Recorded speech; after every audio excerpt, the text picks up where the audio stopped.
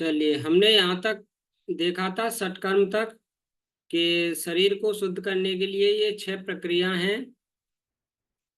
नेति, धौती, त्राटक, कपालभाति, नौली और बस्ती। ये पूरे शरीर को डिटॉक्सिफाई शुद्ध करने की 6 प्रक्रिया हैं, जिनके द्वारा हम शरीर के सभी अंगों को, सभी प्रक्रियाओं को शुद्ध करते हैं, जिससे हमें बॉडी में टॉक्सिन्स इकट्ठा कम से कम होते हैं और बीमार हम बहुत कम पड़ते हैं या फिर नहीं पड़ते हैं। क्योंकि बॉडी का जो मेन बीमारी का कारण है वो है बॉडी में टॉक्सिन्स इकट्ठा होना, अपशिष्ट पदार्थों का जमना।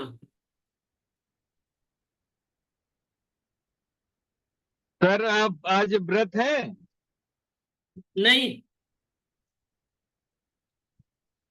मैं हूँ सर, लेकिन आज चलो, बहुत जैसा बढ़िया हम लोग है। सर हर मंडे को कर रहे थे। ओके ओके, हाँ, कंटिन्यूस रखिए। ठीक है, ठीक। मैंने बस आज दो दो एप्पल खाए हैं बस। Very good. व्रत होने से हमारा क्या होता है कि वो बॉडी के जो पाचन क्रिया में जो काम करने वाले जो अंग हैं उनको थोड़ा रिलैक्स मिल जाता है। उनको रिलैक्स मिल जाता है तो वो अपने आप को रिपेयर कर लेते हैं। व्रत रहने का मेन चीज ये है। जो हमारे अंग, जब हम खाना खाते हैं तो 24 घंटे जो काम में लगे हुए हैं उनको थोड़ा सा रिलैक्स मिल जाता है। वो जब स्टार्टिंग में करते हैं तो एक आध बार लगती है, भूख लगती है, लेकिन जब हैबिचुअल हो जाता है तो व्रत काफी बेनिफिशियल बन जाता है। तो ये क्रियाएं हैं। इसमें से कुछ क्रियाएं मैंने की हैं। ये नेति है, नेति है, जल नेति। ये सूत्र नेति है। ये दंड धोती है। इसमें क्या करते हैं, दंड धोती में एक जैसे सुबह के खाली पेट पानी पी लेते हैं और लगभग 1 लीटर के समथिंग पानी पी के पेट में, फिर एक पाइप आता है, ये रबर का पाइप, उसको पेट तक डालते हैं पूरा गले से। पेट में जब पहुंच जाता है फिर उस पानी को बाहर निकाल देते हैं। उससे आपका जो एसिडिक लेवल है वो पेट का कम हो जाता है, पेट का शुद्धिकरण हो जाता है उससे। दंड धोती नाम है इसका। नौली क्रिया सर है हमें ये। कब कराएंगे? नौली क्रिया है ये पूरे पेट के लिए। ये हम आपको जब भी आप कहेंगे हम करा देंगे। पहले ये इक्विपमेंट लाने पड़ेंगे हमको, उसके बाद में ये क्रियाएं करेंगे। ठीक है। ठीक है, अभी हम जैसे जल नेति डेली कर लेते हैं, उसके बाद में मैं आपको कराऊंगा नयन नेति, आंखों के लिए है। और फिर अपन करेंगे सूत्र नेति। तो ये तो नयन नेति है, वो आंखों के लिए, उसमें कुछ नहीं है, वो अपन कभी भी कर लेंगे। सूत्र नेति है, वो भी थोड़ा सा टफ है। किसी विशेषज्ञ के सामने ही, जैसे कोई कर चुका हो पहले, सर्टिफाइड हो, उनके सामने ही करें। खुद से ट्राई ना करें, बस ये है।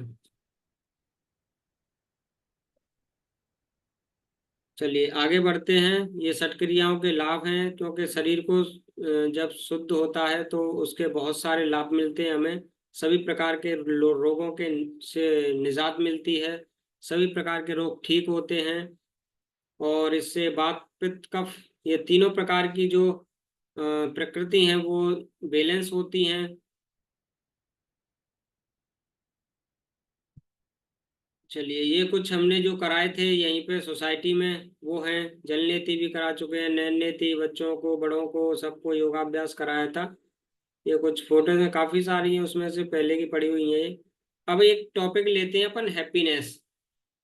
एक्चुअली अपन जो भी ताम झाम करते हैं पूरे जीवन, भाग दौड़ करते रहते हैं, जो दौड़ रहे हैं अपन, बिना थके लगातार चल रहे हैं। और सारी चीजें जो भी प्रोसेस कर रहे हैं वो इस एक चीज के पीछे भागने के लिए कर रहे हैं, हैप्पीनेस। खुशी के पीछे भागने के लिए सारी जो भी प्रक्रियाएं चल रही हैं, हम सुबह उठना, योग करना, या फैमिली के साथ में टाइम बिताना, बाहर घूमना, पैसे ज्यादा कमाना, घर ये वाला लेना, ये वाला नहीं लेना, ये वाली गाड़ी लेना, ये वाला वो करना, सारी चीजों का जो अपना जो मेन वो है, वो हैप्पीनेस है। अब इसमें क्या होता है कि अपन जो सारी प्रक्रियाएं करते हैं उन प्रक्रियाओं में कष्ट हम काफी सारा सहते हैं। क्यों? क्योंकि हमारा टारगेट बन जाता है हैप्पीनेस। अब हैप्पीनेस जब हम टारगेट बना देते हैं तो जो प्रक्रिया रहती है उसको प्राप्त करने की, उसमें कष्ट होते हैं। तो उसमें जो कष्ट हुआ, मान लीजिए आपने कोई एक साल तो ज्यादा लंबा हो जाएगा, 6 महीने का या 1 महीने का ही कोई टारगेट बनाया। अब 1 महीने का आपने टारगेट बना लिया और कोई चीज प्राप्त करने का, तो उसमें क्या हुआ, आपने 29 डेज खूब जम के मेहनत करी, खूब दुख सहा, खूब भागे दौड़े, बॉस की गालियां भी खाई, और भी जो सारा कुछ था, झूठ भी बोल लिया, बेईमानी भी कर ली, सब कुछ कर लिया। क्यों? क्योंकि हमको जो 30वां दिन है उस दिन हैप्पीनेस मिल जाए, इस वजह से। तो उस एक दिन के चक्कर में हमने 29 डेज अपने आप को बहुत दुखी रखा, बीमार किया, शरीर बीमार हुआ, क्योंकि हमने शरीर का ध्यान नहीं रखा।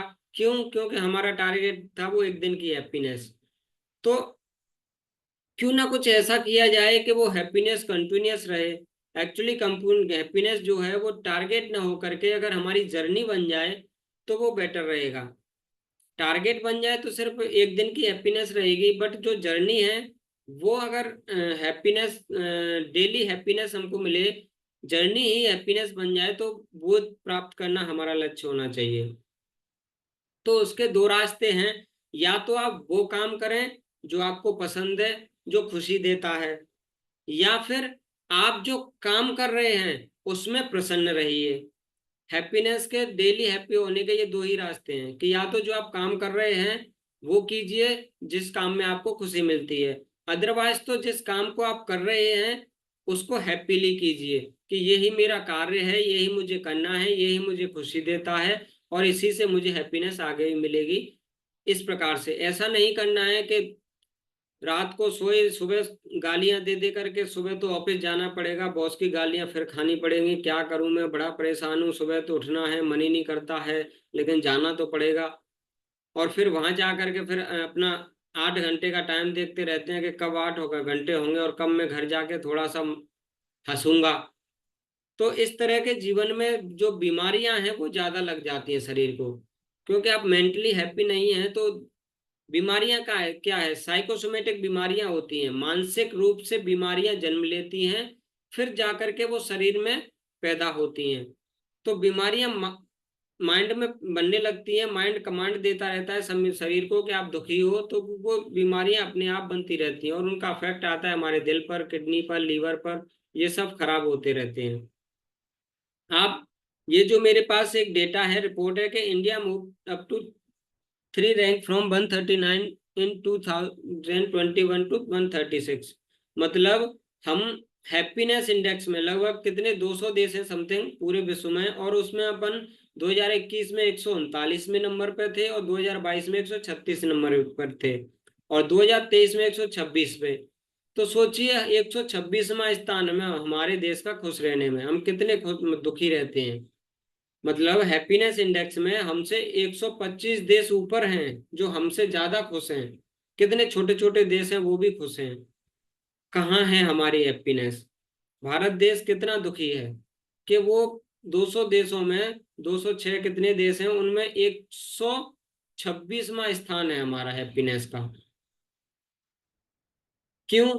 क्योंकि हमारे यहाँ एक तो ये है कि मेन चीज यही जो मैंने अभी आपको बताई थी, और एक चीज है कि एक्सपेक्टेशंस बहुत ज्यादा रहती हैं हमें। एक्सपेक्टेशंस वही कि 30वां दिन याद रहता है। जनसंख्या भी ज्यादा है। हाँ जी। कह रहे हैं अपना जनसंख्या ज्यादा है, डेंसिटी काफी घनी आबादी है, और रोजगार की जरूरतें पूरी नहीं हो रही, तो लोग कहाँ से सुखी रहेंगे, कहाँ से खुश रहेंगे। जनसंख्या भी हमारे देश ने हमने ही बढ़ाई है, बाहर से आगे कोई बढ़ाया के गया नहीं है, वो भी हम लोगों का ही योगदान है। बट शायद हमसे भी कुछ जो पर स्क्वायर किलोमीटर के हिसाब से देखा जाए तो कुछ कंट्रीज हैं जो हमसे भी ज्यादा जनसंख्या में है, उनका क्षेत्रफल कम और जनसंख्या ज्यादा है, उनसे भी हम हैप्पीनेस में कम हैं।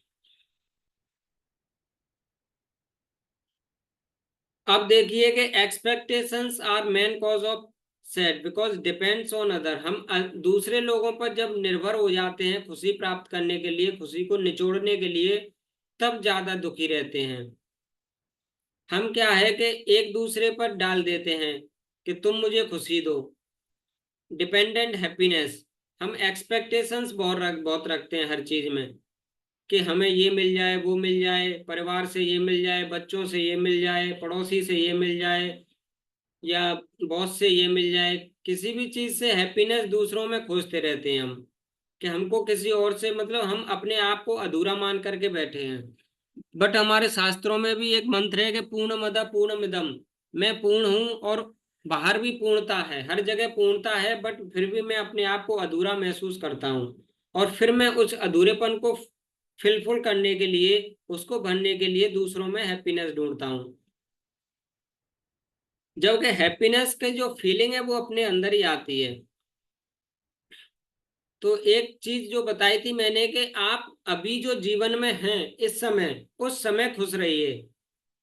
आपको कोई चीज मिल जाएगी बाद में, जब खुश होंगे उसका कोई भरोसा नहीं है। अभी हमें खुश होना है, न कि बाद में।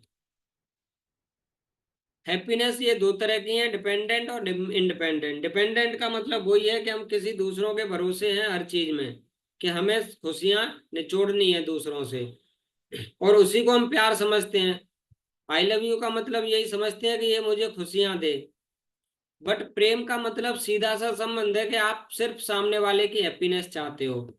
आ, मुझे जैसे किसी, प्रेम का मतलब यही नहीं है कि आपस में इंसानों से ही होता है। प्रेम किसी भी वस्तु से हो सकता है, किसी भी प्रक्रिया से हो सकता है, किसी भी क्रिया से हो सकता है। प्रेम, प्रेम का मतलब यह है कि मैं सिर्फ उससे प्रेम करता हूँ, वो वस्तु, मैं किसी फूल से प्रेम करता हूं तो उस फूल के प्रति मेरा प्यार है। किसी पर्सन से प्रेम करता हूं तो उसके प्रति मेरा प्यार है, न कि वो मुझे क्या दे रहा है, कितना दे रहा है। आजकल हमारा प्रेम ये बन गया है कि जो जितना हमको लौटा रहा है उससे उतना ज्यादा हम प्यार करते हैं। तो वो क्या हुई कि हमारी, प्यार क्या बन गया है कि हमारी आवश्यकताओं का एक ढांचा बन गया है, कि जितनी हमारी आवश्यकताएं किसी से फुलफिल होती हैं हम उससे उतना ज्यादा प्यार करते हैं। हमारी आवश्यकताएं किसी से नहीं पूरी हो पाती हैं, उससे हमारा प्यार धीरे धीरे अपने आप कम होने लगता है। तो आवश्यकताओं की पूर्ति बन गया है प्रेम। अब हम देखिए क्या होता है कि हम किसी के लिए अच्छा करते हैं, तो हम क्या चाहते हैं, रिटर्न में अच्छा चाहते हैं। जबकि होता यह है कि हमने किसी के लिए अच्छा किया तो वो कहीं ना कहीं ब्रह्मांड में किसी न किसी रूप में जरूर लौट के आता है। बट हमारा क्या रहता है कि मैंने फलाने पर्सन के साथ में अच्छा किया है तो वो मुझे रिटर्न में अच्छा दे। मैंने किसी के को हेल्प करी तो काम पड़ने पर वही पर्सन मुझे हेल्प करे। हमारी ये उम्मीद रहती है, और इस उम्मीद की वजह से ही रिश्ते खराब हो जाते हैं, रिलेशन खराब हो जाते हैं, और प्रेम कम हो जाता है। हम सेम पर्सन से ही उम्मीद लगा के बैठ जाते हैं। बट आपने किसी की हेल्प करी, चाहे वो नोन है या अननोन है, आपकी हेल्प वो ब्रह्मांड में नोट हो गई, और वो किसी न किसी रूप में आपके पास लौट के जरूर आएगी। ऐसा नहीं है कि वो सेम पर्सन ही हमको ला करके दे, क्योंकि अनंत अनंत रास्ते हैं आपके पास चीजों को आने के, और कई गुना लौट के आती हैं। तो हम किसी की भी हेल्प करते हैं। कोई एक सिचुएशन ऐसी याद कीजिए कि आपने किसी की हेल्प करी और आपको कोई उससे उम्मीद नहीं थी। ऐसी सिचुएशन बहुत ही कम होती है। बहुत ही कम क्या, होती नहीं है। हर चीज में हमारा ही स्वार्थ बैठा रहता है। हम चाहे किसी की, चाहे परिवार में, चाहे बाहर, चाहे पड़ोसी की, किसी की भी हेल्प कर रहे हैं या कुछ भी कर रहे हैं, किसी के लिए काम आ रहे हैं, तो वो उसमें हमारा ही स्वार्थ है। कैसे, मान लीजिए कि मैं किसी गरीबों को भोजन खिला रहा हूँ, तो मैं ये सोच करके खिला रहा हूँ कि भगवान मुझे अच्छा देगा। उसमें भी मेरा ही स्वार्थ बैठा हुआ है कि भगवान मेरे साथ में अच्छा करेगा। मैं इसलिए नहीं खिला रहा कि दिस इज माई ड्यूटी, या मुझे नहीं पता, मुझे नहीं मिलना चाहिए, मैं खिला रहा हूँ बस। उसमें भी हम ये उम्मीद रखते हैं कि मैं किसी गरीब को खिला रहा हूँ तो भगवान मुझे अच्छा देगा। मैं किसी को कुछ दान कर रहा हूँ तो भगवान मुझे अच्छा करेगा। गुड कर्मा, उसका रीजन होता है गुड कर्मा। आपने मान लिया है कि ये गुड कर्मा है मेरा, और मुझे इसका बेनिफिट मिलेगा। दूसरी चीज होती है, हम किसी के साथ में अच्छा या कुछ भी करते हैं, वो क्यों करते हैं, टू मेंटेन रिलेशनशिप, कि हमारा रिलेशन खराब ना हो जाए। अब जैसे क्या होता है कई रिश्तों में, मान लीजिए आप के कोई रिश्तेदार है, मान लीजिए कोई आपकी कोई भी रिश्ते हैं, चाहे आपकी बुआ जी हैं या फूफा जी हैं, आपको वो उनका नेचर बिल्कुल अच्छा नहीं लगता है, फिर भी आपको उनसे बना के रखनी पड़ती है। क्यों? क्योंकि उम्मीद रहती है कि कभी ये किसी शादी में नहीं आएंगे, कभी ये मुंह फुला जाएंगे, कभी कुछ हो ना जाए, क्या पता कभी कुछ काम पड़ जाए। तो हमको, या फिर ये रहता है मन में कि रिलेशन ना टूट जाए, कि पड़ोसी क्या कहेंगे, देख लो ये रिलेशन ही टूट गया इनका खास आदमी से। तो कुछ रिश्ते हमको इसलिए भी बना के रखने पड़ते हैं, इसलिए उनके लिए हम करते हैं कि सर फूफा ही आपको मिले थे हैं? क्योंकि वो ही ज्यादातर एग्जाम्पल आता है रूठने का। कुछ ज्यादा ही मुंह फुलाते हैं। हाँ हाँ। हाँ तो अभी उसी आ गए जब भी आते हैं। तो हमें रिलेशन मेंटेन करने के लिए भी हम बहुत जगह पर सेक्रीफाइस कर जाते हैं, कि कैसे भी करके हस्बैंड वाइफ अपने आप को सेक्रीफाइस कर देते हैं रिलेशन को मेंटेन करने के लिए, बच्चों के साथ में सेक्रीफाइस कर देते हैं कि रिलेशन मेंटेन रहे, कई चीजें हम नहीं कर पाते हैं। तो हर ये भी हमारा ही स्वार्थ है कि हम रिलेशन मेंटेन करने के लिए हम फूफा जी को फिर भी दावत में न्योता दे ही देते हैं कि आ जाइए आप, क्योंकि हम रिलेशन को लेकिन वहां पे भी हम क्या सोचते हैं कि नहीं हम बड़े हो गए, हमने न्योता दिया है। अरे आपने न्योता इसलिए दिया है कि आप रिलेशन को मेंटेन रखना चाहते हैं, तो वहां पे भी हमारा ही सर स्वार्थ है। तीसरी चीज सर है इसमें कि जी हाँ बताइए। सर इसमें फिर भी नहीं, ये लोग मजबूरन बिल्कुल भाई करना ही है। हाँ बुआ है, बुआ को आना ही है। ये आना ये ही है, ये नहीं है कि दे दिया, ये तो करना ही है सर, ये तो ड्यूटी है। ड्यूटी है। तो उसमें भी मैंडेटरी हमारा ही कहीं जिसको ना कहीं कहते हैं। स्वार्थ बैठा रहता है। नहीं हम मैं एक्चुअली वो चीजें खोजना चाह रहा हूँ, क्या कोई ऐसा काम हमने किया है जिसमें हमारा स्वार्थ ना हो, हमने आगे का बेनिफिट ना सोचा हो, या हमने कुछ अच्छा अपने लिए ना सोचा हो? ऐसा कोई काम किया है आज तक? ये वही लिख रहे हैं कि analyse a situation where your help was not reciprocated, मतलब आपने हेल्प करी और उसका आपने रिटर्न न सोचा हो कोई भी। तो ये हेल्प की ये एग्जांपल्स बता रहा हूं मैं, कि आप किसकी हेल्प कर रहे हैं तो ये सोच के क्या कर रहे हैं कि ये गुड कर्मा है, अच्छा कर्म है, इसका शायद मुझे कभी ना कभी बेनिफिट मिलेगा।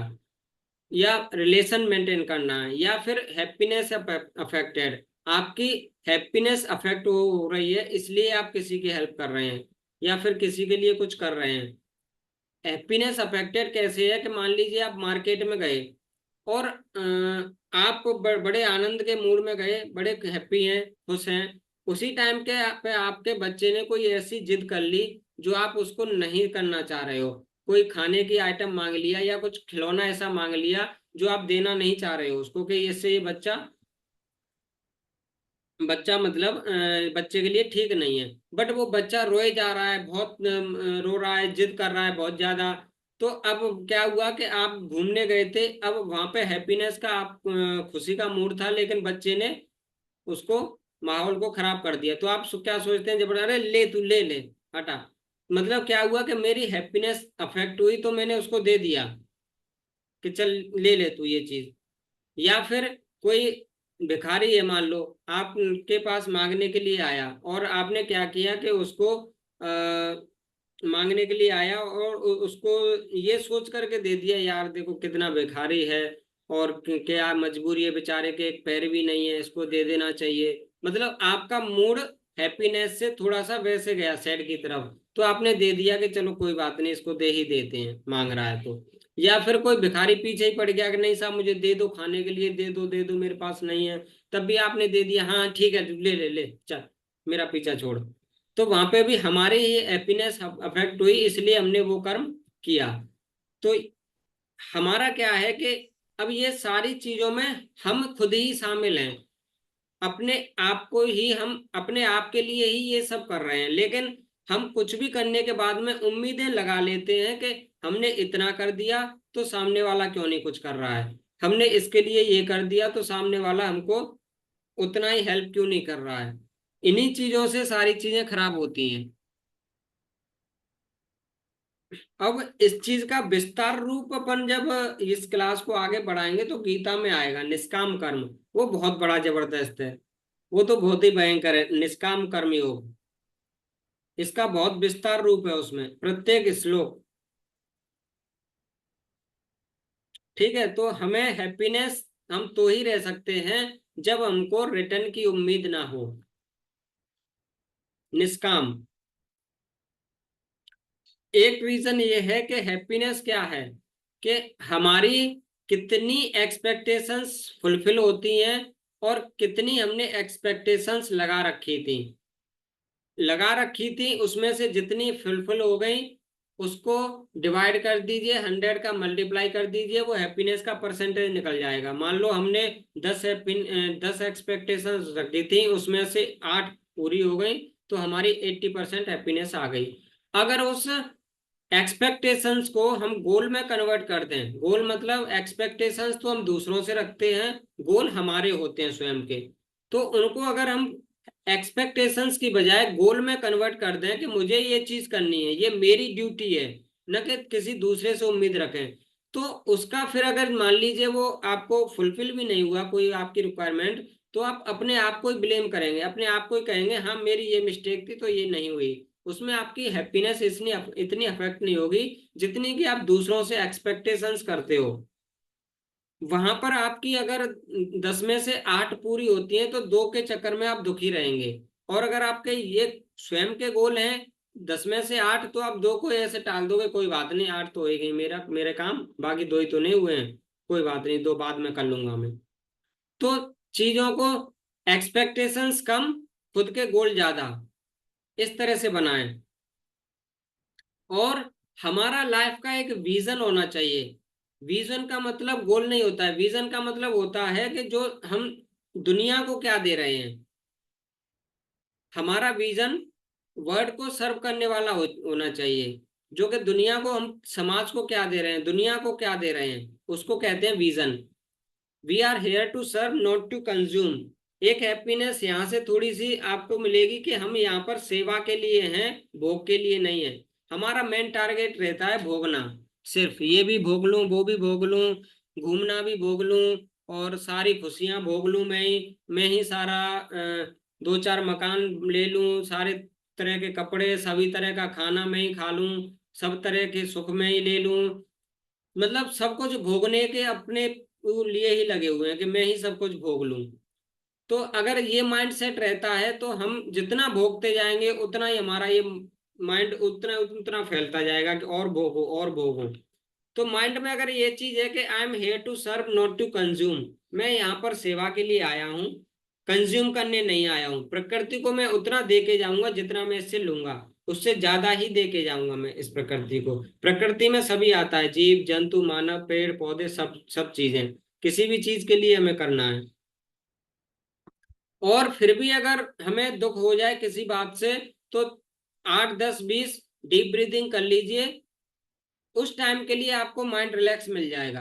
डीप ब्रीदिंग खूब लंबी लंबी होल्ड करके। और जितना हम इस प्रकृति को देते हैं उतना ये प्रकृति हमें लौटाती है। प्रकृति हमको देती नहीं है, बस ये लौटाती है। हम प्रकृति को क्या दे रहे हैं उसी के अकॉर्डिंग हमारे पास वापस आता है। ये कुछ तो वैसे ही सेंटेंस है कि सिर्फ भोगना खाना पीना और बच्चे पे पैदा करना ये तो जानवरों का काम है, बाकी इंसानों का काम तो वही है कि we are here to serve. क्योंकि जानवर सेवा नहीं कर सकते हैं, उनसे जबरदस्ती कराई जा सकती है सेवा, कराते हैं लोग, बट अपने आप से वो सेवा नहीं कर सकते हैं। और एक खुश रहने का एक मंत्र है, the rest of my life will be the best of my life. अगर मेरी जिंदगी अभी भी मान लो खराब चल रही है, कुछ दुखों में चल रही है, तब भी मैं अपने आप को बार बार ये कहता रहूं, the rest of my life will be the best of my life, कि आगे आने वाली लाइफ, आगे जो लाइफ आएगी वो मेरी बहुत अच्छी लाइफ आएगी। अभी मान लो अच्छी नहीं है, कुछ कारण है, क्योंकि जीवन हमारा विचारों का ही पुलिंदा है। जैसे विचार हमारे माइंड में आ रहे हैं, जैसी हमारी कहानियां बना रहा है ये माइंड, उसी प्रकार का जीवन हमारा बनता जाएगा।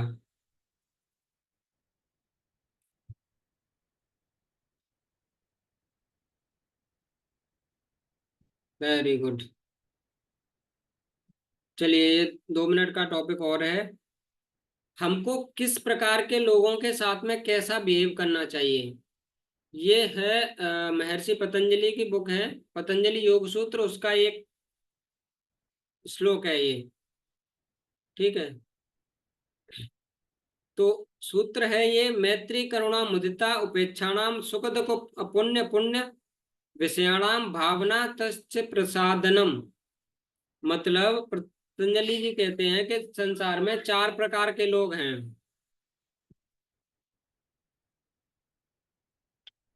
बाहर जाओ।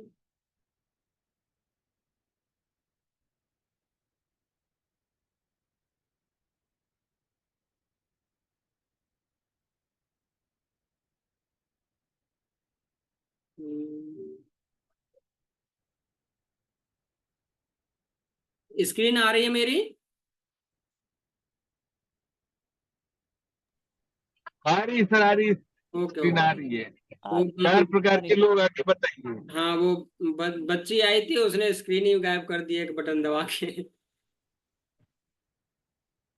चलिए, मैत्री करुणा मुदिता उपेक्षाणाम सुख दुख पुण्य अपुण्य विषयाणाम भावना तच्चित प्रसादनम। मतलब 4 प्रकार के हैं। पहले वो लोग हैं जो कि प्रसन्न रहते हैं, खुश रहते हैं। दूसरे वो लोग हैं जो दुखी रहते हैं। तीसरे लोग हैं जो कि अच्छा अच्छा काम करते हैं, अच्छे काम कर रहे हैं। चौथे वो लोग हैं जो कि अच्छे काम नहीं कर रहे हैं, बुरे काम कर रहे हैं, पाप कर रहे हैं। तो जो लोग प्रसन्न रहते हैं उनसे तो हमें मैत्री भाव रखना चाहिए, उनसे दोस्ती का स्वभाव रखना चाहिए जितना हो, जो खुश रहते हैं। दुखी लोगों के साथ मैत्री का स्वभाव नहीं रखना चाहिए, क्योंकि उनके साथ आप दुखी लोगों के साथ मित्रता करोगे तो वो आपको भी दुखी करेंगे। इसलिए महर्षि कहते हैं कि दूसरे दुखी लोगों से मैत्री न करके उनके प्रति करुणा का भाव होना चाहिए, उनके प्रति दया का भाव होना चाहिए कि हाँ सब कुछ ठीक हो जाएगा। उनके प्रति करुणा का भाव। पुण्यात्मा जो पुण्य के काम कर रहे हैं, पुण्यात्मा पुरुषों में प्रसन्नता की भावना, उनकी हमें प्रसन्नता करनी चाहिए, उनकी बड़ाई करनी चाहिए। हाँ, बहुत अच्छी बात है। और जो लोग गलत काम कर रहे हैं, पाप कर रहे हैं, उनकी उपेक्षा करनी चाहिए, मतलब उनसे दूरी बना के रखनी चाहिए। इन भावनाओं से हमारा चित्त शुद्ध होता है, और शुद्ध चित्त फिर एकाग्रता की ओर जाता है। चलिए, ये हो गया इधर। फिर अपन नेक्स्ट टाइम पे नेक्स्ट चीज डिस्कस करेंगे। स्वस्थ रहें, मस्त रहें और हमेशा व्यस्त रहें। बहुत बहुत शुभ धन्यवाद। रात्रि सर, शुभ रात्रि। आप पहुंच थैंक गए यू या अभी सर। हैं?